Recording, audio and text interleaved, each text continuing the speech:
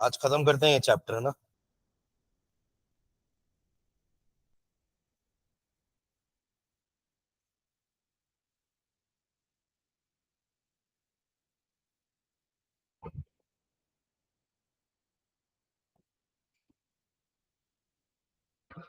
हाँ चलिए, first question देखना क्या था। Arrange the following metals in the order in which they displace each other from the solution of their salt. Aluminium, copper, iron, magnesium and zinc. तो क्या किए इसका, कैसे कैलकुलेशन करेंगे? वैल्यू देख के। और वैसे भी अगर आपको पिछले बार की रिएक्टिविटी सीरीज भी याद है, अगर जो 10 पे हम पढ़ते थे, तो उसमें क्या होता था, जो मेटल ऊपर है वो नीचे वाले को डिस्प्लेस करेगा, राइट। तो ये जो पांचों दिया है, इनमें सबसे नीचे कौन होगा? सिल्वर। अगर मैं रिएक्टिविटी सीरीज की बात करूंगा, सबसे नीचे सिल्वर, फिर उसके ऊपर कॉपर, फिर कौन कौन से हैं? Magnesium, aluminium, zinc and iron. तो सबसे टॉप में किसका लिखियो नाम? मैग्नीशियम। और इसकी वैल्यू क्या दी है? E not. किसी ने लिखी values? E not for Mg2 positive Mg लिखियो क्या? बिना ये लिखे, अच्छा देख के लिख दिए फिर। तो सबसे ज्यादा कौन है? मैग्नीशियम। उसके बाद एल्यूमिनियम, ठीक है, फिर जिंक, फिर आयरन, फिर कॉपर, और सबसे लीस्ट रिएक्टिव आपका सिल्वर। मतलब मैग्नीशियम एल्यूमिनियम को डिस्प्लेस कर पाएगा, एल्यूमिनियम जिंक को, जिंक आयरन को, आयरन कॉपर को, और कॉपर सिल्वर को डिस्प्लेस कर पाएगा। ठीक है। इनकी वैल्यूज अगर आप देखेंगे ना रिडक्शन पोटेंशियल की, तो वो भी चेक कर लेते हैं वैल्यूज। रखेंगे बुक में, निकाल के दिखाओ ना वो। हाँ बताना, मैग्नीशियम की क्या वैल्यू दी हुई है? -2.36 वोल्ट। ओके। और एल्यूमिनियम की कितनी है? माइनस में होगी ना, -1.6। फिर इसकी तो पता है, -0.76। आयरन की -0.44। इसका +0.34, और इसका +0.80। तो आप देख लो रिडक्शन पोटेंशियल बढ़ रहा है। तो जिसका रिडक्शन पोटेंशियल सबसे कम होगा वो सबसे अच्छा मेटल होगा। समझ रहे हैं क्या? इनका तो ऑक्सीडेशन पोटेंशियल हायर होना चाहिए ना। जैसे देखो, हमने रिडक्शन पोटेंशियल के लिए क्या देखा है, कि जिसका रिडक्शन पोटेंशियल ज्यादा वो रेड्यूस होता है।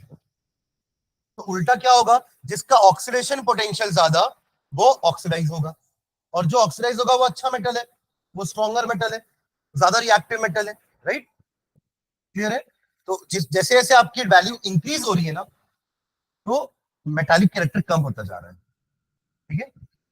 चलिए नेक्स्ट, सेकेंड क्वेश्चन देखना इसी का ही। Given the standard electrode potential, के का दिया है, एजी का दिया है, फिर आपको mercury, magnesium and chromium reducing power में अरेंज करना है। रेड्यूसिंग पावर का मतलब वही हुआ जो अभी अपन किए। ठीक है। तो क्या होगा, सबसे पहले क्या होगा? Again potassium. सबसे कम रिडक्शन पोटेंशियल जिसका होगा वो ऑक्सीडाइज होगा, वो रेड्यूसिंग पावर वाला होगा। समझ रहे हैं क्या बोला मैंने? सबसे कम रिडक्शन पोटेंशियल जिसका, वो ऑक्सीडाइज होगा। आप क्या बोलते हैं, जिसका ज्यादा रिडक्शन पोटेंशियल वो रेड्यूस होगा ना, तो जिसका कम रिडक्शन पोटेंशियल वो ऑक्सीडाइज होगा। और जिसका ऑक्सीडेशन होता है वो रेड्यूसिंग एजेंट होता है, उसका रेड्यूसिंग पावर होगा। तो सबसे पहले कौन होगा? पोटेशियम। उसके बाद मैग्नीशियम -2.37, उसके बाद क्रोमियम -0.74। फिर ये तीनों नेगेटिव वैल्यू हो गई। अब पॉजिटिव में दो वैल्यू है, Hg का 0.79 है, और सिल्वर का 0.80 है। तो कौन पहले होगा? Hg, और फिर सिल्वर। समझ जाएगा? तो greater the, sorry, lower the reduction potential, greater is the reducing power, more easily it will get oxidized। समझे क्या? लेकिन जिसका ऑक्सीडेशन होता है वही रेड्यूसिंग एजेंट होता है, यानी उसके पास रेड्यूसिंग का पावर है। समझ गए ना? चलो अगला, थर्ड क्वेश्चन। एक गैल्वेनिक सेल दिया है आपको, जिंक और सिल्वर का, दिख रहा है? जिंक एंड सिल्वर का गैल्वेनिक सेल है। Further show which of the electrode is negatively charged. Galvanic cell में नेगेटिवली चार्ज कौन होती है? एनोड। कौन होती है? एनोड। यानी कि जिंक, यहाँ पे जिंक और सिल्वर में एनोड कौन होगा, जिंक, और कैथोड कौन होगा, सिल्वर। ठीक है, सेकेंड पार्ट है इसका, the carriers of the current in the cell, carriers of the current in the cell, तो क्या होगा, सिल्वर से, हाँ इस तरफ, सिल्वर से जिंक। ठीक है, करंट इधर से इधर आ रहा है ना, इलेक्ट्रॉन जिंक से सिल्वर जा रहा है, पर करंट सिल्वर से जिंक की तरफ। ठीक है, and third, individual reaction at each electrode. अब जिंक आपका अगर एनोड है तो zinc will give Zn2 positive plus 2 electron, ये हो गया आपका एनोड का रिएक्शन, और यही 2 इलेक्ट्रॉन वहां जा रहा है सिल्वर के पास। अब सिल्वर एक तो दोनों ले नहीं पाएगा, तो 2 silver takes 2 electron to give 2 Ag। ये इंडिविजुअल रिएक्शन हो गए, आप दोनों को ऐड कर दोगे तो ओवरऑल रिएक्शन आ जाएगा, जो आपको क्वेश्चन में दिया हुआ है। ठीक है, चलो नेक्स्ट, इतना ही था थर्ड क्वेश्चन ना। नेक्स्ट फोर्थ में आ जाओ। फोर्थ में आपको पहला सेल जो दिया है वो क्रोमियम और कैडमियम का है, दिख रहा है पहला, chromium is getting oxidised and cadmium is getting reduced. Reaction देखिए समझ में आ रहा है ये बात, क्योंकि क्रोमियम लेफ्ट साइड में Cr था, राइट साइड में Cr3 पॉजिटिव हो गया, that means it has lost 3 electron, यानी कि उसका ऑक्सीडेशन हुआ है। और कैडमियम Cd2 पॉजिटिव था, राइट साइड में जाके Cd हो गया, मतलब उसने 2 इलेक्ट्रॉन गेन किए, यानी कि वो रिड्यूस हुआ, यानी कि वो कैथोड है। तो आपको सेल पोटेंशियल निकालने के लिए सबका ई नॉट का वैल्यू दिया रहेगा क्वेश्चन में।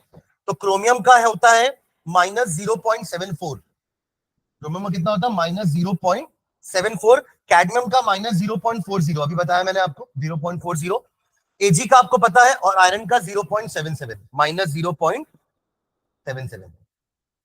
ठीक है, हालांकि यहाँ पे कुछ और वैल्यू दी है ना आयरन की, Fe3 से Fe2.77 दिए वैल्यू, आप लोगों को दिए कि क्वेश्चन में कुछ वैल्यूज नहीं दिया, वैल्यूज ना।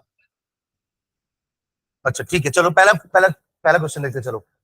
तो ई नॉट कितना आ रहा है फर्स्ट क्वेश्चन के लिए, ई नॉट 0.34। देखो क्या होगा, आपका रिएक्शन है Cr plus Cd2 positive gives 2Cr3 positive plus 3Cd, यहां पे ये 2 हो जाएगा, ये 3 हो जाएगा। ठीक है, अब क्रोमियम का ऑक्सीडेशन हो तो क्रोमियम एनोड है, ई नॉट सेल क्या होता है, E naught cell is equals to E naught cathode minus E naught anode. ठीक है, तो ये आपका एनोड है, क्रोमियम वाला वैल्यू क्या दी क्रोमियम की, -0. तो एनोड हो गया ना, कैथोड ये है, -0.40 -0.74, ये देखो एक बार, ये हो गया क्रोमियम की वैल्यू और ये है आपकी कैडमियम की वैल्यू। ठीक है, ऑन सॉल्विंग हमें क्या मिलेगा, -0.40 plus 0.74 and that will be 0.34 volt. ये आ गया E naught, E naught cathode minus E naught anode is E naught cell. ये हमने रिएक्शन, ये वाला इक्वेशन हमने पढ़ा है। ठीक है, सेकेंड पार्ट क्या बोला इसमें और निकालने के लिए आपको, ये है कि नहीं आप लोग के में question, it calculate del R G naught and equilibrium constant, है ना। ठीक है, तो डेल आर जी नॉट कैसे निकालेंगे, अपन ने लास्ट क्लास में डेल आर जी नॉट की वैल्यू निकाली थी, क्या था फॉर्मूला, -NF E0 सेल। ये तो था कि डिक्रीज इन गिव्स energy is electrical energy equal to electrical work done, और वो किसके बराबर था, quantity of electricity into EMF. तो एन आपका यहाँ पे कितना है, कितने इलेक्ट्रॉन इन्वॉल्व है, कैसे 2 6 ना, 2 क्रोमियम, हर एक क्रोमियम 3 इलेक्ट्रॉन लूज कर रहा है, तो 2 क्रोमियम में तो 6 इलेक्ट्रॉन लूज किया, और यहाँ दोनों कैडमियम ने, सॉरी तीनों कैडमियम में 2-2 इलेक्ट्रॉन गेन किया, तो टोटल 6 इलेक्ट्रॉन्स आर इन्वॉल्व। तो -6 into 96,500 into 0.34, that is coming out to be -196.86 बोल देना तो किलो जूल, -196.86 किलो जूल पर मोल, या फिर 196,860 जूल। अगर अपन जूल में ही रखते हैं उसको, तो पहले तो जूल में ही आंसर आएगा ना, आप ये सब वैल्यू से पुट करोगे तो you will get the answer in joule. उसको अपन ने थोड़ा वैल्यू कम दिखने के लिए हमने उसको किलो में कन्वर्ट कर दिया। ठीक है, क्लियर है, चलिए, और इसी का थर्ड पार्ट था जिसमें आपको के निकालना है। तो के के लिए अपन एंटी लॉग निकाले थे ना, तो वैसे ही करना है। एंटी लॉग किसी ने निकाला क्या वैल्यू फर्स्ट वाले के लिए? हाँ, 3 4। हाँ, तो उसका एंटी लॉग तो निकालो आप। आप तो ये लॉग केसी का वैल्यू बता रहे हो मुझे। फर्स्ट केस में लॉग केसी का वैल्यू आ रहा है 34.5014। फिर इसका निकालना है एंटी लॉग, तो आपको मिलेगा फर्स्ट का आंसर 3.192 इंटू 10⁻34। कितना आ रहा है? ठीक है, चलेगा। और ऐसे ही सेकेंड पार्ट का आयरन और सिल्वर वाला ई नॉट तो निकाले होगे कम से कम। ई नॉट कितना आ रहा है? 0.03, 0.80 माइनस 0.77। ठीक है, that is coming out to be 0.03। और फिर डेल आर जी की वैल्यू कितनी आ रही है? जूल, -2895 जूल पर मोल। किया है कि नहीं सुमांशु? ठीक है, चलो फिफ्थ क्वेश्चन में आओ।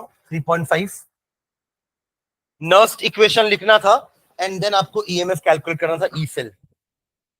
पहला क्वेश्चन देखो, मैग्नीशियम वाला, इसका नर्स्ट इक्वेशन लिखे हैं क्या? मैग्नीशियम का क्वेश्चन क्या है देखो, magnesium Mg plus Cu2 positive gives Mg2 positive plus Cu। Okay, कैसे लिखेंगे इसका Nernst equation? E cell is equals to E naught cell minus 0.0591 upon 2, 2 electron involve है, and log of Mg2 positive का concentration upon Cu2 positive का concentration. यही आएगा, है ना। और आपको क्वेश्चंस में वैल्यू दी हुई है ना, देखो ब्रैकेट में Mg2 पॉजिटिव का कंसंट्रेशन कितना है? 0.001, 0.001, और Cu2 पॉजिटिव का 0.0001। यही है, तो ये वैल्यू इजी है, लॉग आप सॉल्व कर सकते हो इसका बिना टेबल देखे। सुन रहे हैं क्या? इसमें आपको, हाँ हाँ, इसको आपको टेबल देखने की जरूरत नहीं पड़ेगी, समझ रहे? आप देखो ऊपर वाले को लिख सकते हो 1/1000 और नीचे वाले को 1/10,000। ऊपर ले जाओगे तो 1000 कैंसिल, 1 0 बचेगा बस, यानी कि log 10। ये पूरा कन्वर्ट हो जाएगा किसमें? log ऑफ 10 में। और log 10 कितना होता है? 1। तो ये पूरा खत्म हो जाएगा। तो करना क्या रहेगा, बस इसका divide by 2, E naught cell आपको निकालना रहेगा। क्या कितना Mg2 Mg और Cu का ई नॉट सेल कितना आएगा? आपको वैल्यू दी हुई है Mg की। E naught cell is equals to, कौन कैथोड होगा कौन एनोड होगा? कॉपर कैथोड होगा। हाँ, तो E naught cathode minus E naught anode, यानी कि कॉपर का वैल्यू क्या होता है? 0.34 minus 2.37। That will come out to be, कितना आ रहा है? 2.71 वोल्ट। बस 2.71 माइनस कितना हो जाएगा? 2 से डिवाइड करोगे तो 0.02955। बस ये हमारा आंसर है। लॉग 10 तो 1 हो जाएगा, इसको माइनस कर दो बस, तो फाइनल आंसर आएगा 2.68 वोल्ट। ये हमारा आंसर, समझे क्या? देखो ये क्वेश्चन में ये इक्वेशन दिया हुआ था, समझना ध्यान से, है ना। आपको बोला है और इसका कंसंट्रेशन दे दिया है। एक्चुअली इक्वेशन भी ये नहीं दिया था, रिप्रेजेंटेशन दिया था। क्या दिया था रिप्रेजेंटेशन? कि Mg जो है वो Mg2 पॉजिटिव में चेंज हो रहा है, कंसंट्रेशन 0.001। सॉल्ट ब्रिज के बाद कॉपर 2 पॉजिटिव कॉपर में चेंज हो रहा है, कॉपर 2 पॉजिटिव का 0.0001। मैं शायद एक जीरो कम दिया हूं क्या? ये सही है? हाँ, ठीक है, ठीक है। ये क्वेश्चन दिया था, तो पहले आपने इससे ये इक्वेशन लिखा और इस इक्वेशन से ई सेल लिखा, नर्स्ट इक्वेशन। तब तो पता चलता है ना कि प्रोडक्ट साइड में कौन आयन है उसको ऊपर चढ़ाएंगे, और रिएक्टेंट साइड में जो आयन है उसको डिनोमिनेटर में। ये वाला पार्ट की बात कर रहा हूं मैं, समझ गए? अब इनकी वैल्यूज हमने पुट करी, Mg2 पॉजिटिव की 0.001 और इसकी 0.0001, कैंसिल होके सिर्फ 10 बचा, समझ रहे हैं, और log 10 1 होता है। बस आपको इतना सॉल्व करना है, आपका आंसर आ गया 2.68। आपको समझ में आया? देखिए कंसंट्रेशन 1m से आपने कम किया तो जो सेल का पोटेंशियल था वो 2.71 से कम होकर 2.68 हो गया। This is the effect of concentration and temperature on cell Nernst equation. वरना ई नॉट सेल निकालने बोलता, कंडीशन स्टैंडर्ड होती तो आंसर यही होता ना 2.71। तब तो हम इतना तामझाम करते नहीं, बस इतना करके छोड़ देते। But the condition were not standard. भले टेम्परेचर 298 केल्विन है but the concentrations are not 1m। Concentration तो 1m की अलग दी हुई है ना सारी दोनों, ठीक है। चलो सेकंड पार्ट देखो इसका। सेकंड पार्ट किसी ने ट्राई किया है क्या? सेकंड पार्ट पहले सेल रिप्रेजेंटेशन लिखते हैं। चलो क्या दिया है cell representation? Iron Fe changing to Fe2 positive और कंसंट्रेशन है 0.001 m। सॉल्ट ब्रिज है, H पॉजिटिव का concentration 1m and H2। Clear है? ये आपको सेल रिप्रेजेंटेशन दिया हुआ है। अब इसका अगर आप सेल बनाओगे तो ऑब्वियसली आयरन का क्या होने वाला है? ऑक्सीडेशन एंड हाइड्रोजन का रिडक्शन होगा। यही अरे हाइड्रोजन के ऊपर है ना आयरन रिएक्टिविटी सीरीज में, जैसे जिंक ऊपर था, तो यहाँ पे ये होगा आपका एनोड। वैसे भी लेफ्ट में लिखा है तो एनोड है ये, और ये होगा आपका कैथोड। तो देखो रिएक्शन इसका क्या होगा? Fe जो है वो Fe2 पॉजिटिव में चेंज हो रहा है by losing how many electrons? 2। अब H पॉजिटिव तो एक ही गेन करेगा, तो आपको 2 H पॉजिटिव लेना पड़ेगा ताकि वो दोनों H पॉजिटिव एक एक इलेक्ट्रॉन बांट ले और क्या बन जाए? H2। ये है हमारा रिएक्शन। रिएक्शन क्यों लिख रहे हैं समझ गए ना, क्योंकि इसके बाद अपन को नर्स्ट इक्वेशन लिखना है, और नर्स्ट इक्वेशन तभी लिख पाएंगे जब आपको पता रहेगा कि प्रोडक्ट में कौन सा आयन है और रिएक्टेंट में कौन सा आयन है। समझ गए क्या? देखिए इसका Nernst, E cell is equals to E naught cell minus 0.0591 upon 2, अभी भी 2 इलेक्ट्रॉन इन्वॉल्व है, लॉग ऑफ Fe2 पॉजिटिव का concentration divided by H positive के कंसंट्रेशन का स्क्वायर।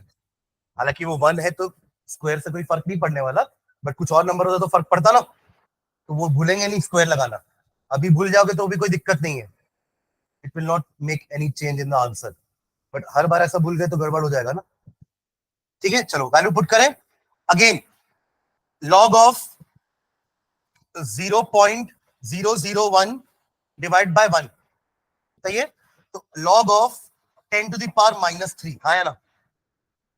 10 टू द पावर -3 जम करके सामने आ जाएगा, तो -3 और ये वाला -+3 हो जाएगा। तो क्या बचेगा देखना, ई नॉट सेल कितना है जल्दी बताओ मुझे, क्या वैल्यू दिया ई नॉट सेल निकालने के लिए?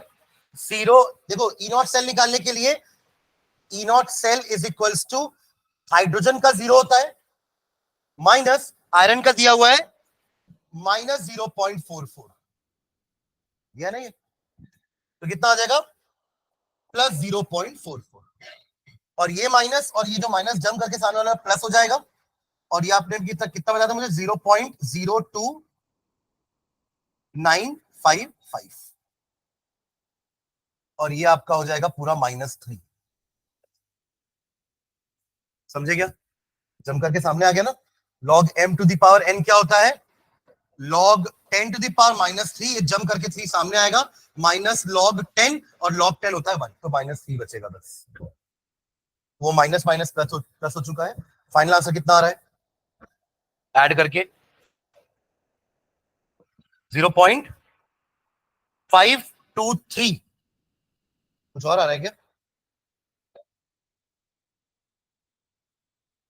ठीक है, 523 दिया है, 528 आ रहा है, ठीक है चलेगा थोड़ा बहुत। क्लियर है ये भी पार्ट? ठीक है, थर्ड क्वेश्चन का आंसर मैच करते हैं। सेम क्वेश्चन है, देखो वहां पे आयरन था, यहाँ टिन है, एसएन। एसएन मतलब क्या होता है? टिन। देखो इक्वेशन भी सेम है, Sn plus 2H positive gives you Sn2 positive plus H2। इसके पहले वाला क्वेश्चन क्या था? Fe plus 2H positive gives Fe2 positive plus H2, तो सेम क्वेश्चन है, बस आयरन की जगह टिन आ गया है, स्टैनम Sn, वैल्यू थोड़ी सी चेंज होगी बस, बाकी पूरा क्वेश्चन सेम है। इसका आंसर मैच कर लेना जिन्होंने बनाया है, इसका आंसर है 0.078 वोल्ट, 0.078 वोल्ट, सेम होगा पूरा। बस यहां पे देखो कंसंट्रेशन क्या क्या दी हुई है, कंसंट्रेशन थोड़ी चेंज है ना, SN2 पॉजिटिव कंसंट्रेशन है 0.050 m और हाइड्रोजन आयन की कंसंट्रेशन है 0.020 m। अब यहां पे स्क्वायर करोगे तो चेंज आएगा, ठीक है, यहां आपको लॉग निकालना पड़ेगा ना, कुछ वैल्यू आएगी, लॉग ऑफ 125 आ रहा है, निकालेगा कितना आएगा लॉग ऑफ 125, आप जब सॉल्व करोगे ना लॉग ऑफ 125 आएगा, किसको सॉल्व करोगे, लॉग ऑफ SN2 पॉजिटिव का concentration divided by H positive के कंसंट्रेशन का square, you put the values, इसका 0.05 दिया है, इसका 0.03 जो भी दिया हुआ है, अब जब वैल्यू सब पुट कर दोगे तो ये आएगा log 125। अब 125 का वैल्यू कैसे निकालेंगे, ये हमारा स्टैंडर्ड फॉर्म नहीं है, स्टैंडर्ड फॉर्म क्या होता है कि डेसिमल के पहले सिर्फ एक डिजिट होनी चाहिए, यहां तो डेसिमल के पहले 3 डिजिट है, 125 मतलब 125.0 ना, तो आप इसको कैसे लिखोगे, log of 1.25 into 10 to the power 2, ऐसा लिख सकते हैं, उतना ही आएगा 125। अब इसको अपन सेपरेट कर लेते हैं, log of 1.25 plus log of 10 to the power 2, correct, ये 2 जम करके सामने, log of 1.25 plus 2 log 10 1, correct. चलिए मुझे बताइए 12 का 5, 12 का 5, जो नंबर आएगा उसके सामने पॉइंट लगा देंगे बस, 12 का 5 कितना आ रहा है, 0.969, जो नंबर वहां पढ़ रहे हो ना वो बोलो, वो पॉइंट पॉइंट मैं लगा लूंगा, बताओ जल्दी।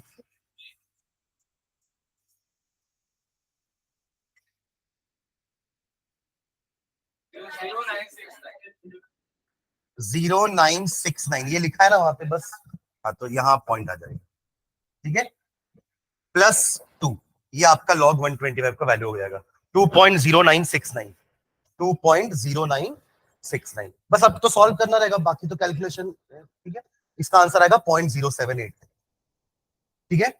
चलो अगला देखो, नेक्स्ट क्वेश्चन जो है ब्रोमाइड और हाइड्रोजन वाला, इसी का फोर्थ पार्ट, क्या दिया इसमें, Br2 चेंज हो रहा है Br नेगेटिव में और H पॉजिटिव चेंज हो रहा है H2 में, यही दिया क्वेश्चन, Br नेगेटिव का कंसंट्रेशन दिया हुआ है 0.010 m और H पॉजिटिव का कंसंट्रेशन है 0.030 m, ये क्वेश्चन ब्रोमाइड वाला है ना, इसको कैसे किए,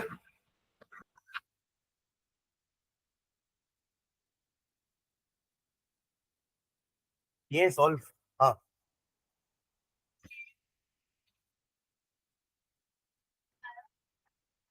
इसी क्वेश्चन में, हाँ हाँ,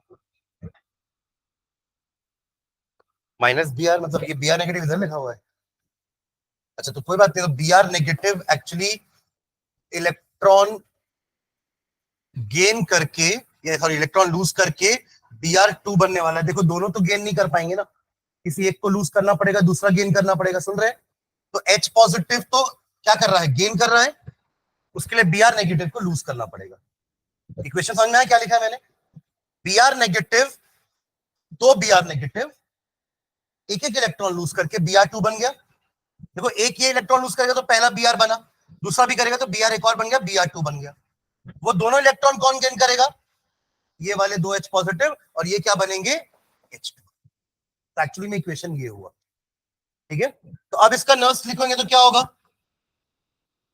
अब देखो प्रोडक्ट साइड में एक भी आयन नहीं है, तो ऊपर आप क्या लिखोगे, again E cell is equals to E naught cell minus 0.0591 upon 2 log of 1, ऊपर तो कुछ नहीं है, डिवाइडेड बाय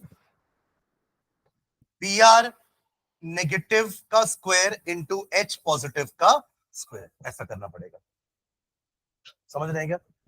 अब वैल्यूज पुट कर दो, आपके पास बी आर नेगेटिव का वैल्यू कितना दिया हुआ है 0.01, हाँ ये तो लिखा है 0.01 का स्क्वायर, और h का दिया हुआ है 0.03 का स्क्वायर। ठीक है, दोनों, हाँ दोनों आपके रिएक्टेंट साइड में ही दिख रहे हैं अपन को अकॉर्डिंग टू द रिएक्शन। ठीक है, यानी कि अपन ने क्या किया है, बी आर नेगेटिव को क्या मान रहे हैं, कैथोड, तभी तो वो सॉरी एनोड, तभी तो वो इलेक्ट्रॉन लूज कर रहा है ना, और H पॉजिटिव को कैथोड। ठीक है, ई नॉट सेल कितना आ रहा है इसका, ई नॉट सेल H का तो 0 है, और ब्रोमीन का दिया हुआ है वैल्यू प्लस 1.08, प्लस 1.08। अब देखो एक्चुअली में वैल्यू के हिसाब से तो ब्रोमीन का रिडक्शन होना चाहिए था, नहीं लग रहा आपको? हाइड्रोजन का दिया हुआ है 0 वोल्ट, तो हमको पता है 0 वोल्ट होता है, और ब्रोमीन का होता है प्लस कितना 1.08, 1.08। तो वैल्यू के हिसाब से ब्रोमीन का रिडक्शन होना चाहिए था, बट हमारे पास जो सेल रिप्रेजेंटेशन दिया हुआ है उसके हिसाब से ब्रोमीन का ऑक्सीडेशन हो रहा है। तो कोई बात नहीं, आप पहले इसकी वैल्यू निकालो, ये पक्का नेगेटिव आएगी वैल्यू, नेगेटिव आएगी क्यों, क्योंकि ये रिएक्शन फिजिबल नहीं है ना। आपको याद है अगर हमने गलत एनोड कैथोड एज्यूम करके सॉल्व किया तो हमारा आंसर नेगेटिव आएगा, बट इज ना अपन that was the application of electrochemical series, कि अगर ई सेल नेगेटिव आया तो आप बोलोगे कि रिएक्शन फिजिबल नहीं है, तो अगर इसकी वैल्यू नेगेटिव आएगी तो आप क्या बोलोगे कि हमने जो बी आर को एनोड माना था एक्चुअली बी आर कैथोड है, और हाइड्रोजन आयन, हाइड्रोजन वाला आपका क्या है, एनोड। ठीक है, तो इसकी वैल्यू पहले आपको निकालनी पड़ेगी, ये कैलकुलेशन पार्ट तो हो जाएगा ना, आपको बस इनकी वैल्यूज रखनी है, जो भी लॉग आएगा वो निकालना है, ई नॉट सेल आप निकाल लोगे। ठीक है, अभी आपने इसको कैथोड माना तो 0 माइनस 1.0, ये माइनस में आएगा वैल्यू माइनस 1.08, फिर ये भी माइनस समथिंग आएगा, तो ओवरऑल आंसर आपका माइनस ही आएगा। फिर आप नीचे लिख देंगे कि therefore the assumption was wrong, cathode is bromine and anode is hydrogen. ठीक है, ये वैल्यू आ रही है -1.288, किसी का आया क्या ये, -1.288 वैल्यू आएगी। ठीक है, तो आप फिर नीचे लिख देंगे कि ऑक्सीडेशन होगा आपके हाइड्रोजन में और रिडक्शन होगा ब्रोमीन में, उल्टा होगा। ठीक है, चलिए नेक्स्ट क्वेश्चन नंबर 17 में आइए, फिजिबिलिटी वाला question. Predict if the reaction between, तो ये वाला थोड़ा सा अलग था, देखिए ना, बाकी तीन से ये लास्ट वाला थोड़ा सा अलग था क्वेश्चन। ठीक है, question number 17, predict if the reaction between the following is feasible. पहला किसके बीच में रिएक्शन बोल रहा है, Fe3 positive plus I negative, इसका रिएक्शन क्या होगा, Fe3 पॉजिटिव क्या करेगा, अब और इलेक्ट्रॉन लूज तो नहीं कर सकता ना, तो इलेक्ट्रॉन गेन करेगा, एक इलेक्ट्रॉन गेन करेगा तो क्या होगा, Fe2 पॉजिटिव, इसने गेन किया मतलब ये लूज कर रहा होगा, तो ये क्या बनेगा आपका I, मतलब आगे जाके I2 बन जाएगा, ये रिएक्शन होगा। अब ये फिजिबल है कि नहीं कैसे पता चलेगा, आपने आयरन को माना है क्या कैथोड, और इसको माना है एनोड, तो ई नॉट सेल निकाल के देखो, करिए इसको भी, जिन्होंने नहीं किया है जल्दी। वैल्यू नेगेटिव आएगी तो फिजिबल नहीं है, पॉजिटिव आएगी तो फिजिबल है, निकालिए वैल्यू। दिया है क्या क्वेश्चन में इसके सारे वैल्यूज, नहीं दिया तो टेबल से निकालेंगे।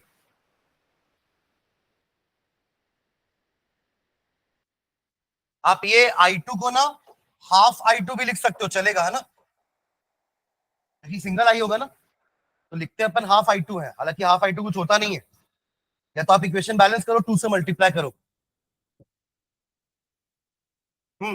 वैल्यू देखो क्या क्या दी हुई है रिडक्शन पोटेंशियल की, E naught cell is equals to E naught cathode minus E naught anode. What is cathode here, cathode कौन सा हमारा,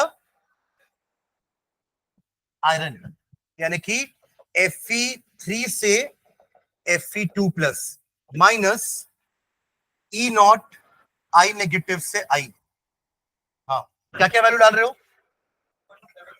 0.77 माइनस 0.54, तो ये तो पॉजिटिव ही आ रही है वैल्यू, है ना, कितना हो जाएगा 7 - 4 3।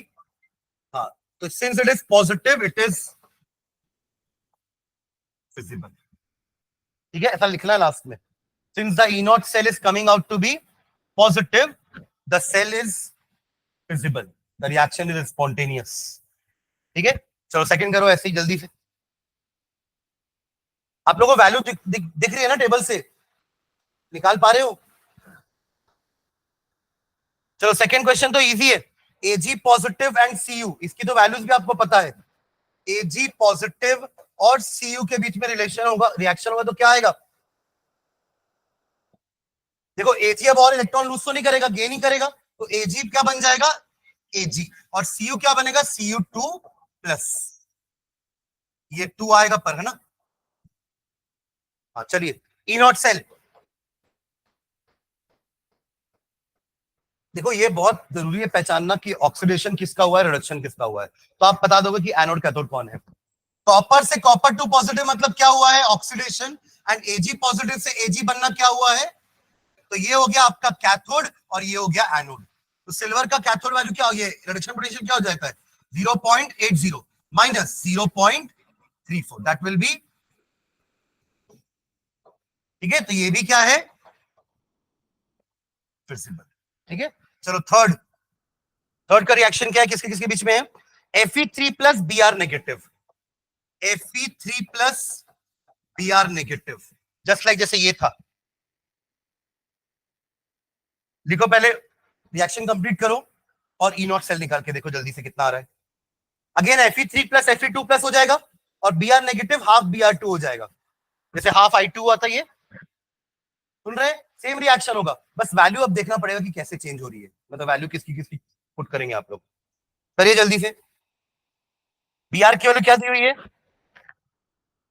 वो तो आयरन की है 1.08।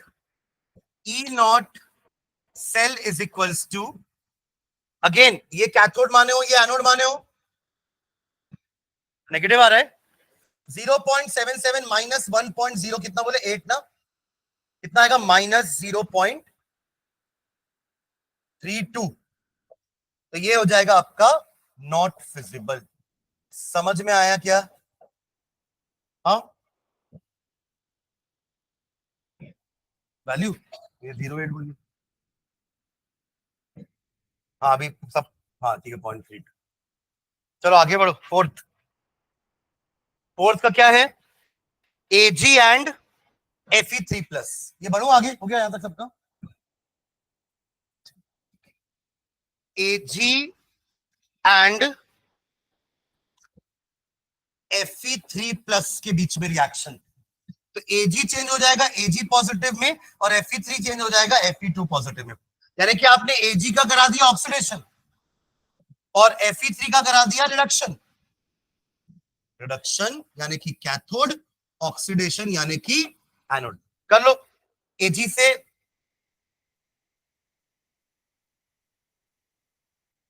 कैसे फिजिबल होगा ये? आप 0.77, इसका तो अभी 2-3 बार देख लिए ना अपन। तो आयरन का 0.77 माइनस 0.80, तो कैसे फिजिबल होगा ये? ये तो माइनस आ रहा है ना, -0.03, तो ये भी क्या होगा? Not feasible. और होना भी चाहिए ना, ये तो आपको देख के समझना चाहिए था कि सिल्वर और आयरन के बीच में आयरन का ऑक्सीडेशन होगा, सिल्वर का कैसे हो जाएगा? अरे हाँ ना, जब सिल्वर कॉपर के सामने ऑक्सीडाइज नहीं कर पा रहा है अपने आप को, तो आयरन के सामने कैसे करेगा? समझ रहे हैं क्या? तो ये गलत रिएक्शन दिया है, नॉट फिजिबल, नॉट स्पॉन्टेनियस। हाँ, रिवर्स इज स्पॉन्टेनियस। समझ गए? चलिए last fifth part, Br2 and Fe2 positive, Br2 and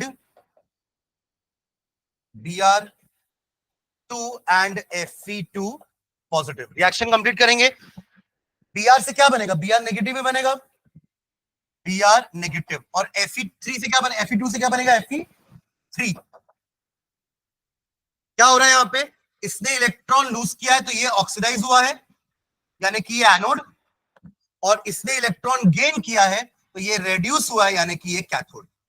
Br का वैल्यू क्या था 1.08 1.09, तो E naught cell is equals to E naught bromine वाला माइनस ई नॉट आयरन वाला, तो 1.09 माइनस 0.77, तो ये भी वैल्यू याद होगी आयरन वाली, पॉजिटिव आएगा ये, तो ये आपका क्या हो जाएगा फिजिबल 0 पॉइंट, हाँ जो भी है। क्या बोला समझा नहीं मैं। हाँ वैल्यू तो वही दिया है ना,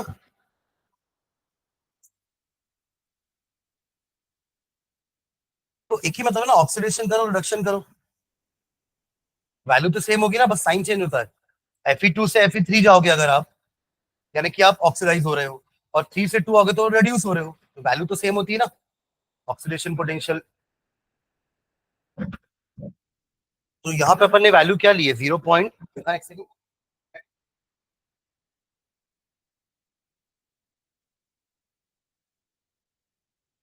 Fe2 से Fe गए हैं तो माइनस 0.44 है, और Fe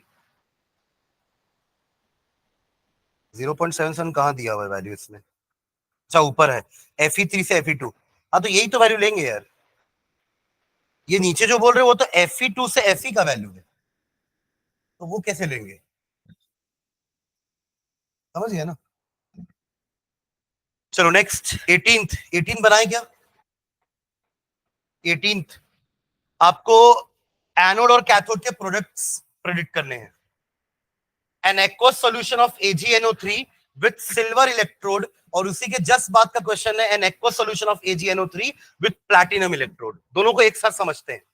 देख रहे हैं सभी क्वेश्चन, एक है aqueous solution of silver nitrate, दोनों में इलेक्ट्रोलाइट सेम है, सुन रहे हो क्या, दोनों में क्या इलेक्ट्रोलाइट सेम है, एक्वस सॉल्यूशन ऑफ AgNO3, तो AgNO3 है और पानी है, ये डिसोसिएट होगा तो क्या बनेगा Ag positive and NO3 negative, और ये डिसोसिएट होगा तो क्या बनेगा H positive and OH negative, यानी कि दोनों क्वेश्चन में हमारे आयंस कैट आयंस ये दोनों हैं और एन आयंस ये दोनों है, तो दोनों में डिफरेंस क्या है फिर इलेक्ट्रोड का, पहले में हमने एक रिएक्टिव इलेक्ट्रोड ले लिया सिल्वर, और दूसरे वाले में एक इनर्ट इलेक्ट्रोड है प्लैटिनम, दिख रहा है आपको दोनों में डिफरेंस। तो अब पहले वाले में क्या होगा देखो, पहले कैथोड की बात करते हैं, कैथोड में कौन दोनों जाने वाले, इन दोनों, कैथोड में कौन जाएंगे Ag positive and H positive, cathode में क्या होता है रिडक्शन, कैथोड में क्या होता है, अब आप बताओ इन दोनों में कौन रिड्यूस होगा पहले, अब तो आपको ई नॉट वैल्यूज भी पता है सबकी, सिल्वर, क्योंकि सिल्वर की ई नॉट वैल्यू 0.80 है और H की तो 0 है, तो इन दोनों में कौन जाकर कैथोड में चिपकने वाला है Ag पॉजिटिव, तो कैथोड में क्या रिएक्शन होगा, Ag पॉजिटिव जाएगा कैथोड के पास, एक इलेक्ट्रॉन गेन करेगा रिडक्शन, और क्या Ag बन के चिपक जाएगा, समझे क्या, ये हो गया कैथोड का रिएक्शन। अब बात आती है एनोड की, है ना, क्योंकि एनोड में ऑक्सीडेशन होता है ना, तो जरूरी नहीं कि यही जाके डिपॉजिट हो, अगर आपकी इलेक्ट्रोड रिएक्टिव है तो वो भी डिसॉल्व होकर बाहर आ सकती है, जैसा कि फर्स्ट वाले में होगा। फर्स्ट वाले में क्या बोल रहा है, सिल्वर इलेक्ट्रोड है ना, तो कोई भी आयन पहुंच नहीं पाएगा, फर्स्ट वाले का एनोड का रिएक्शन क्या हो जाएगा, Ag डिसॉल्व होकर के Ag पॉजिटिव बन के बाहर आएगा, लाइक दिस, ये फर्स्ट का रिएक्शन, जहां पे इलेक्ट्रोड सिल्वर ही है, क्लियर है, पर जहां प्लैटिनम इलेक्ट्रोड है सेकेंड वाले में क्या है, प्लैटिनम इलेक्ट्रोड एनोड में, अब इन दोनों में कोई एक जाकर के डिपॉजिट होने वाला है, नाइट्रेट एंड OH नेगेटिव, ठीक है, तो इन दोनों में OH नेगेटिव का डिस्चार्ज पोटेंशियल कम होता है, तो OH negative will go and loose electron, आपको OH का पता है O2 बनाता है वाटर बनाता है, ये हमने किया भी है क्लास में ना, देखो देखो पीछे पलट के, शुरू की क्लासेस का ही एक टॉपिक है ये, सबसे पहले अपन इलेक्ट्रोलिसिस ही पढ़े थे ना, ये OH नेगेटिव जाएगा, एक नहीं 4 जाएंगे, याद है 4 जाएंगे, चारों एक एक इलेक्ट्रॉन लूज करेंगे, 4 इलेक्ट्रॉन लूज होगा और 4 OH बनेगा, क्या बनेगा 4 OH, अब यही 4 OH आपस में रीएनएच करके पानी और ऑक्सीजन देंगे, देखो जो रिएक्शन मिला कि नहीं, जल्दी देखो, हाँ 2H2, हाँ 2H2O प्लस O2, क्या होगा रिएक्शन, 4 OH नेगेटिव जाएंगे, चारों एक एक इलेक्ट्रॉन लूज करेंगे, और बन जाएंगे 4OH। ये हो गया प्राइमरी रिएक्शन, प्राइमरी चेंज। पर ये 4OH आपस में रीअरेंज करके क्या बना लेंगे, 2H2O प्लस O2। तो ये हमारा एनोड का रिएक्शन है, किस वाले के लिए, सेकेंड पार्ट के लिए। क्लियर है ना। तो ऊपर देखो कैथोड में दोनों में सेम होने वाला है, कैथोड का रिएक्शन दोनों क्वेश्चन के लिए सेम है, बट एनोड दोनों का अलग अलग है, क्योंकि एक में ऊपर वाले में रिएक्टिव इलेक्ट्रोड है और नीचे वाले में इनर्ट इलेक्ट्रोड है। समझ गए क्या? ठीक है, चलो थर्ड वाला पार्ट देखो, थर्ड क्वेश्चन। थर्ड में देखो दोनों ही प्लैटिनम इलेक्ट्रोड वाले क्वेश्चन है, समझ रहे हैं क्या? पहला क्या है, dilute aqueous solution of H2SO4। चलो बताओ कौन कौन से कैटायन और एनायन होंगे H2SO4 का एक्वस सॉल्यूशन। तो क्या क्या होंगे, H2SO4 ब्रेक होगा तो H positive and OH negative, और वाटर ब्रेक होगा तो H पॉजिटिव एंड, सॉरी इसका OH नेगेटिव ना, SO4 का। अब कैटायन के बीच में तो कोई दिक्कत नहीं है ना, कैटायन कहां जाता है, कैथोड में, वहां जाके वो हाइड्रोजन गैस ही बनाएगा। अब एनोड में कौन जाएगा, इन दोनों में अगेन ये देखो OH और सल्फेट में OH। इसके बाद वाले क्वेश्चन में देखो आपके पास क्लोराइड है और OH है, वहां क्लोराइड। समझ रहे हैं? ये 3-4 आयंस का डिस्चार्ज पोटेंशियल याद रखिएगा, हमने वहां भी 3 देखे थे, आपको याद हो तो शुरू में, तो वहां भी मैंने लिखवाया था कि ऐसे करके आप लोग लिख लो कहीं ऊपर कि ये 3 के बीच में ये रिलेशनशिप है। यहाँ हमने एक नाइट्रेट और देखा ना, तो नाइट्रेट और OH में OH का डिस्चार्ज पोटेंशियल कम होता है, OH और सल्फेट में भी OH का डिस्चार्ज पोटेंशियल कम है। इसके बाद OH और Cl नेगेटिव में Cl नेगेटिव का डिस्चार्ज पोटेंशियल कम है, तो वो जाकर के क्या होगा, डिपॉजिट होगा। ठीक है, तो इसका कैथोड का रिडक्शन रिएक्शन तो आपको पता हो जाएगा, H पॉजिटिव प्लस एक इलेक्ट्रॉन विल गिव H, फिर H plus H will give you H2। ये हो गया हमारा किसका रिएक्शन, कैथोड का। कैटायन जा रहा है, यही कैटायन है। एनोड में क्या होने वाला है, वही OH जाएगा, 4OH बनाएगा, O2 एंड H2O। ठीक है, एंड लास्ट देखो, aqueous solution of CuCl2 with platinum electrodes. Again ये भी इनर्ट इलेक्ट्रोड है, तो इलेक्ट्रोड से कुछ डिसॉल्व होकर बाहर नहीं आएगा। तो अगेन पहले में क्या जाएगा, कॉपर और H पॉजिटिव में कौन जाएगा, कॉपर है, क्योंकि कॉपर का 0.34 है, H का 0 है, तो जिसका रिडक्शन पोटेंशियल ज्यादा वो जाकर के रिड्यूस होगा। ठीक है, कहां जाएगा, कैथोड में, एनोड में नहीं। रिडक्शन कैथोड में ही होता है, कोई भी सेल हो, इलेक्ट्रोलाइटिक सेल हो या गैल्वेनिक सेल हो, रिडक्शन हमेशा कहां होता है, कैथोड में।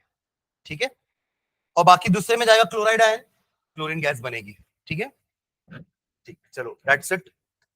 ये वाला पार्ट, बैटरी वाला पार्ट देख लेते हैं।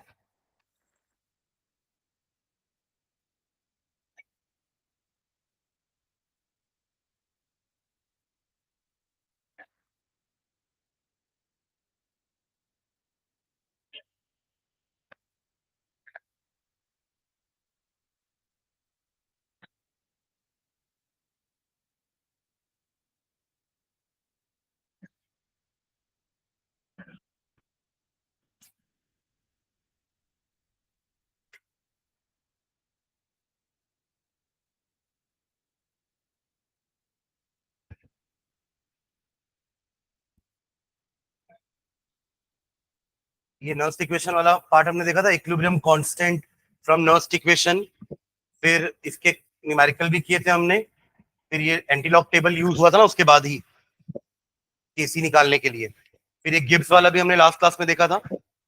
यहाँ पे फिर रिलेशन यूज किए थे गिब्स एनर्जी निकालने के लिए, और गिब्स एनर्जी और केसी का भी एक रिलेशनशिप देखे थे। ये क्वेश्चन सब कर लिए अपन। ठीक है, ये सारे क्वेश्चन, ये फिजिबल वाला, ये 3.5 के चारों। हाँ, चलो बैटरी में आते हैं। तो बैटरी एक्चुअली होती क्या, it is a combination of cell, है ना। एक cell is not enough, if one cell is not enough to satisfy the current need, तो हमें मल्टीपल सेल्स लेने पड़ते हैं। जैसे हमारे रिमोट कंट्रोल में भी एक सेल नहीं लगता, 2 सेल लगता है ना रिमोट कंट्रोल में, तो दैट इज बैटरी। ठीक है, तो for a battery to be of practical use it should be reasonably light, हल्की होनी चाहिए प्रैक्टिकल यूज अगर अपन कर रहे हैं, वरना अगर बैटरी बहुत ज्यादा हैवी है ना, तो आपका मशीन का आउटपुट इतना ज्यादा नहीं आएगा, क्योंकि उसका भी वजन उसको झेलना है ना। जैसे आप ड्रोन्स देखते हैं, तो ड्रोन्स में जो बैटरीज लगी रहती है बहुत हैवी होती है, that is the reason why कि ड्रोन का फ्लाइट टाइम थोड़ा कम हो जाता है, क्योंकि वो बैटरी का भी तो वजन उठा रहा है ना आपका ड्रोन, तो उसमें भी उसका कंजम्पशन हो रहा है, बैटरी का यूज हो रहा है, मतलब बैटरी अपने आप को उठाने के लिए करंट दे रहा है, समझ रहे हैं? और ज्यादा हैवी बैटरी लगाओगे तो उसका फ्लाइट टाइम और कम हो जाएगा। तो it should be reasonably light, compact होनी चाहिए ताकि ओवरऑल पूरा सिस्टम आपका छोटा रहे, and its voltage should not vary appreciably during its use. ऐसा नहीं होना चाहिए कि आपके यूज के दौरान उसका वोल्टेज कम हो रहा है, ठीक है? तभी तो अपन बोलते हैं ना डीसी करंट है तो वो कांस्टेंट रहेगा। There are mainly two types of batteries, primary secondary. Primary मैंने आपको बताया था कि we can use it only one time, तो in the primary batteries the reaction occurs only once. जो भी रिएक्शन हम लिखते हैं ना, ओवरऑल रिएक्शन वो सिर्फ एक बार होगा, and after use over a period of time battery becomes dead and can not be used again, ठीक है? एग्जांपल में हमारा ड्राई सेल है, पेंसिल सेल जो अपन यूज करते हैं दैट इज ड्राई सेल, या उसको हम कहते हैं लेक्लांशियस सेल। इसका एक और नाम क्या है? लेक्लांशियस सेल, उसके डिस्कवरर के नाम के बाद, which is commonly used in our clocks and transistors. Dry cell के बारे में अब देखो, हमें दो मेनली सेल्स पढ़ने हैं, ड्राई सेल इधर से प्राइमरी वाले से और सेकेंडरी वाले से लेड एसिड बैटरी, और इन सब में हमें मेन चीजें क्या पढ़नी है कि इलेक्ट्रोड कौन से ले रहे हैं हम, उसमें इलेक्ट्रोलाइट कौन है और रिएक्शन क्या है। जैसे पहले वाले में हम क्या बोल रहे हैं कि ड्राई सेल में कंस्ट्रक्शन पार्ट में आपको मिल जाएगा कि एनोड कैथोड क्या है और उसमें इलेक्ट्रोलाइट क्या यूज कर रहे हैं, और फिर उसके रिएक्शन, ठीक है? तो the cell consist of a zinc container. एक जिंक कंटेनर होता है जो हमारा ऐसा पूरा फोल्डेड होता है ना, ये खुला हुआ दिख रहा है आपको बैटरी सेल, वरना ये ऐसे क्लोज होता है ना, तो जो बाहर का आपको ये जो दिखता है ना, ये एक्चुअली जिंक कंटेनर है, वही एनोड की तरह बिहेव करता है। तो यहाँ हमने भले पढ़ते वक्त जिंक और कॉपर को ऐसे अलग अलग बनाया है समझने के लिए, बट एक्चुअली वो कॉम्पैक्ट होता है तो वो एक ही साथ रहता है, बीच में एक गैप रहता है जो सॉल्ट ब्रिज की तरह वर्क करता है, ठीक है?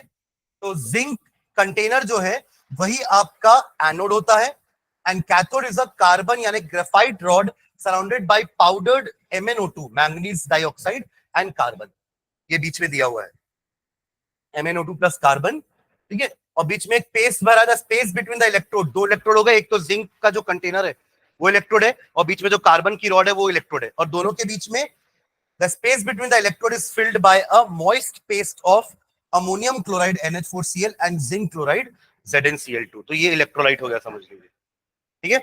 रिएक्शन हो रहा है, जिंक जो आपका एनोड है वो ऑक्सीडाइज होकर Zn2 पॉजिटिव और 2 इलेक्ट्रॉन दे रहा है, और MnO2 इसमें था ना, अपने लिखा था ना कि सराउंडेड बाय पाउडर्ड MnO2, क्योंकि ग्राफाइट एक इनर्ट इलेक्ट्रोड है, again graphite platinum are inert electrodes, तो वो तो डिसॉल्व होगा नहीं, तो MnO2 जो उसके आसपास है, MnO2 प्लस जो हमारा पेस्ट है उसमें से अमोनियम आयन, और ये रिडक्शन रिएक्शन हो रहा है, तो यहां से जो इलेक्ट्रॉन आया वो यहाँ गेन होगा और आपको ये दोनों प्रोडक्ट मिलने वाले हैं, जो आगे जाके दोनों रिएक्ट करके एक कॉम्प्लेक्स कंपाउंड बनाने वाले हैं। वो कंपाउंड क्या है हमको उससे लेना देना नहीं है, ठीक है? पर रिएक्शन ये है इसके, एनोड एंड कैथोड, ठीक है? इसका खुद का सेल पोटेंशियल होता है 1.5 वोल्ट। अगर आप इसका सेल पोटेंशियल निकालेंगे ई नॉट सेल, तो कितना होगा? 1.5 वोल्ट। अब 1.5 वोल्ट से ज्यादा की रिक्वायरमेंट है तो आप एक और दो बैटरी एक साथ बैक टू बैक सीरियल में कनेक्ट करते हो ताकि आपको 3 वोल्ट मिल सके, ठीक है? एक और एग्जांपल है प्राइमरी सेल का, मर्क्यूरी सेल, उसका सिर्फ मैंने रिएक्शन लिखा है। इसमें आपका जिंक मर्क्यूरी एमेल्गम होता है, एमेल्गम मतलब एलॉय है जिसमें mercury is one of the metal.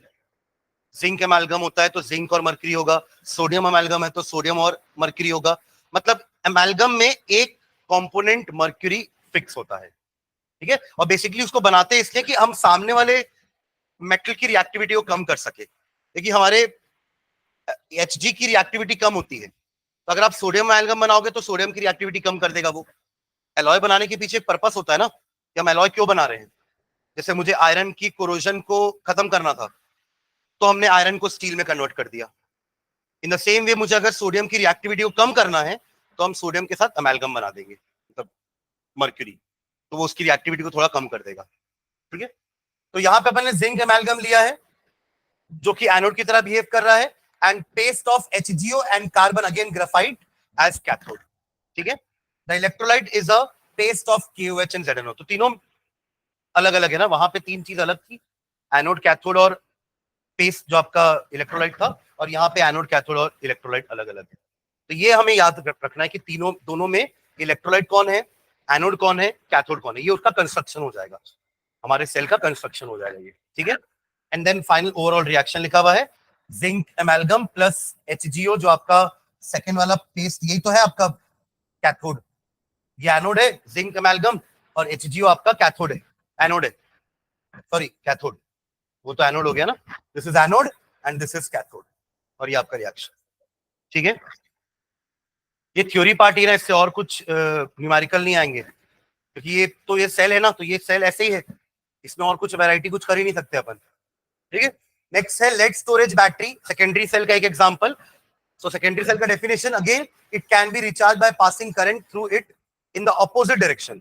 मतलब गैल्वेनिक सेल को जब आप इलेक्ट्रोलाइटिक सेल बना दोगे ना, यानी कि आप उसको चार्ज कर रहे हो, पहले आप उसको डिस्चार्ज किए, अब उसको चार्ज करने के लिए आप इलेक्ट्रिसिटी बाहर से दोगे, और इस टाइप के सेल को क्या बोलते हैं, इलेक्ट्रोलाइटिक सेल, जहां पे अब क्योंकि वो नॉन स्पॉन्टेनियस हो चुका है, उसको करवाने के लिए हमने बाहर से इलेक्ट्रिसिटी दी, तो जो रिएक्शन हो रहा है ना गैल्वेनिक सेल का, उसका ऑपोजिट रिएक्शन होता है रिचार्जिंग के समय, ठीक है। तो लेड स्टोरेज बैटरी हमारा एक एग्जांपल है इसका, it consist of lead anode, anode किसका है, लेड का, देखो वहां पे जिंक का एनोड था, फिर अगले वाले में जिंक एमालगम का एनोड था, यहाँ पे लेड एनोड है, ठीक है। And a grid of lead packed with lead dioxide PbO2 as cathode, मतलब ग्रिड मतलब बहुत सारे हैं, लाइन से पड़े हुए ग्रिड बनी हुई है उनकी, जिसमें lead packed with lead oxide, तो lead oxide is your cathode. आप देख भी लोगे एनोड में ये है रिएक्शन हो रहा है लेड का, और कैथोड में रिएक्शन हो रहा है लेड ऑक्साइड का, ठीक है। और हमारा लेड स्टोरेज बैटरी में इलेक्ट्रोलाइट क्या होता है, एसिड, सल्फ्यूरिक एसिड, है ना। 38% solution of sulphuric acid is used as an electrolyte. आपने देखा होगा ना एक पिक्चर में, वो गंगा जल पिक्चर है अजय देवगन की, नहीं देखते, इतने बार तो आती है टीवी में सैटेलाइट, वो लोग गाड़ी का बोनट खोलते हैं और बैटरी से एसिड लाते हैं ऐसे कांच के ग्लास में, और एसिड ऐसे डाल देते किसी की आंख में, तो वो ऐसा दिखाया पिक्चर में, और उसको वो लोग गंगा जल बोलते हैं, ठीक है। सबको डरा के क्राइम खत्म करेंगे यूपी का, और इस तरीके से इसको गंगा जल बोल रहे हैं क्योंकि ये यूपी को पवित्र कर रहा है, इसलिए उसका नाम गंगा जल रखा, पिक्चर का नाम भी गंगा जल है, ठीक है। तो वो लेड स्टोरेज बैटरी से ही एसिड निकालता है, ठीक है। तो ऐसे याद रहेगा आपको कि हाँ वो गाड़ी से निकाला था, तो एसिड निकाला था, ठीक है। तो इसका इलेक्ट्रोलाइट क्या है, एसिड। 38% मतलब उसका कंसंट्रेशन दिया है ना, परसेंटेज में, मास परसेंटेज, वॉल्यूम परसेंटेज, तो 38% सॉल्यूशन ऑफ सल्फ्यूरिक एसिड, यानी कि 38% एसिड है, रेक्स 62% वाटर है, ठीक है। अब देखो रिएक्शन क्या हो रहा है, Pb changing to Pb2 positive, ये Pb2 पॉजिटिव तो है ना, वो तो सल्फेट है, तो साथ में वो रिएक्ट करके PbSO4 बना लिया, ये हो रहा है डिस्चार्जिंग। ये क्या हो रही है इसकी, सेम PbO2 के साथ भी होगा, PbO2 अगेन सल्फेट आयन जो है हमारे पास, और ये सब किसके प्रेजेंस में हो रहा है, एसिड, तो ये भी PbSO4 में कन्वर्ट हो गया। यहां जो 2 इलेक्ट्रॉन निकले हैं एनोड से ऑक्सीडाइज होकर के, वो यहां पर क्या हुए हैं, गेन हुए हैं, तो क्या बन गया, PbSO4, यानी डिस्चार्जिंग के समय दोनों इलेक्ट्रोड PbSO4 में कन्वर्ट हो जाते हैं, Pb भी PbSO4 बन गया और PbO2 भी PbSO4 बन गया। तो ये आपका हुआ पूरा डिस्चार्जिंग प्रोसेस, दोनों को ऐड करोगे तो ये रिएक्शन मिलेगा आपको, एनोड कैथोड इलेक्ट्रोलाइट दोनों चेंज हो गए PbSO4 में, इसलिए 2 PbSO4 आ गया प्लस H2, सिंपल है रिएक्शन। इसका जस्ट अपोजिट रिएक्शन लिख दोगे ना तो रिचार्जिंग हो जाएगी, समझ रहे हैं।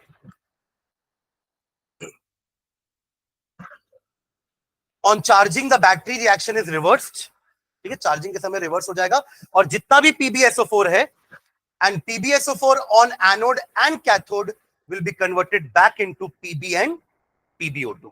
एनोड Pb था ना, तो पूरा का पूरा PbSO4 एनोड में जो लगा हुआ है वो Pb में कन्वर्ट हो जाएगा, और जितना भी PbSO4 कैथोड में लगा हुआ है वो PbO2 में कन्वर्ट हो जाएगा ड्यूरिंग द रिवर्स रिएक्शन, और इसी को हम चार्जिंग बोल रहे हैं, ठीक है। ये इसका डायग्राम बना हुआ है, और एक और सेकेंडरी सेल है निकल कैडमियम सेल, ये उसका रिएक्शन लिखा हुआ। तो एक्चुअली आपके सिलेबस में यही 2 सेल का नाम लिखा हुआ है, ड्राई सेल, प्राइमरी सेल से ड्राई सेल, और सेकेंडरी सेल से लेड स्टोरेज, ठीक है। लेट्स सोरेज से क्वेश्चन आता है और एक ये वाला क्वेश्चन आता है फ्यूल सेल। फ्यूल सेल क्या होता है? बेसिकली हम कोई फ्यूल को यूज करके इलेक्ट्रिसिटी जनरेट करेंगे। फ्यूल जैसे कि हम हाइड्रोजन यूज कर सकते हैं, हम मिथेनॉल यूज कर सकते हैं, उसके अलावा मीथेन यूज कर सकते हैं। दीज आर द फ्यूल जिसकी हेल्प से हम इलेक्ट्रिसिटी प्रोड्यूस कर सकते हैं।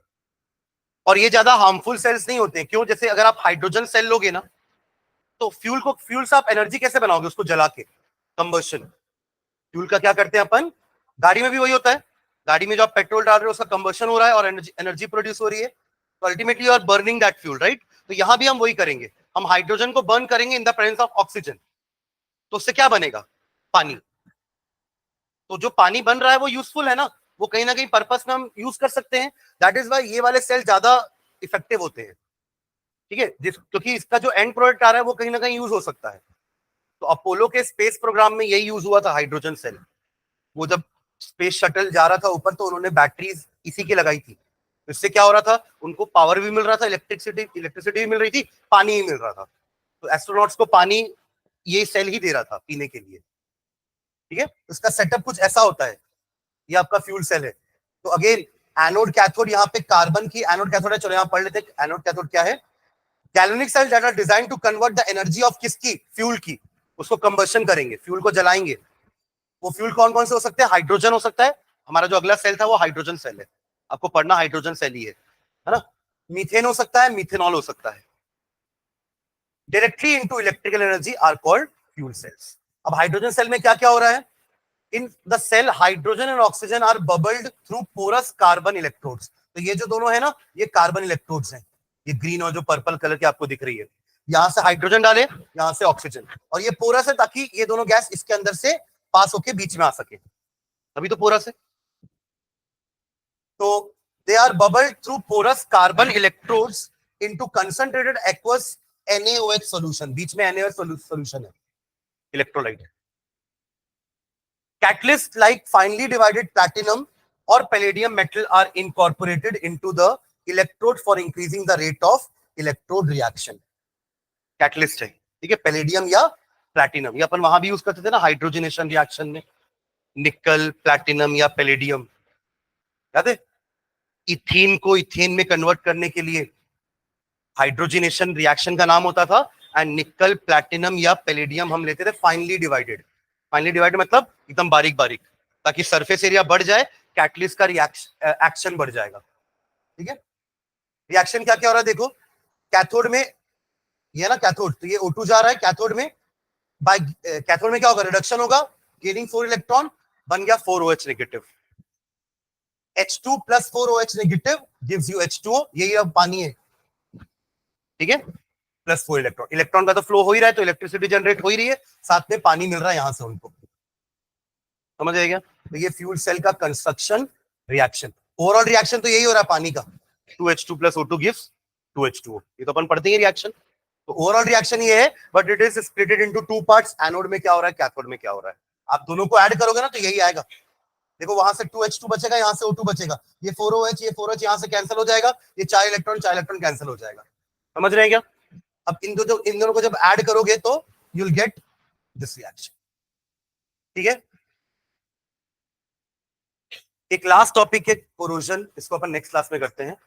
ये अपन ये बोलना चाह रहे हैं कि जो कोरोजन होता है ना, जंग जो लगती है ना, वहां भी इलेक्ट्रोकेमिकल सेल है। मतलब वहां भी एनोड है, वहां भी कैथोड है, वहां भी रिएक्शन रिडॉक्स रिएक्शन ही हो रहा है, और वहां से भी अपन एक पोटेंशियल निकाल सकते हैं, ठीक है। तो नेक्स्ट क्लास में देखते हैं।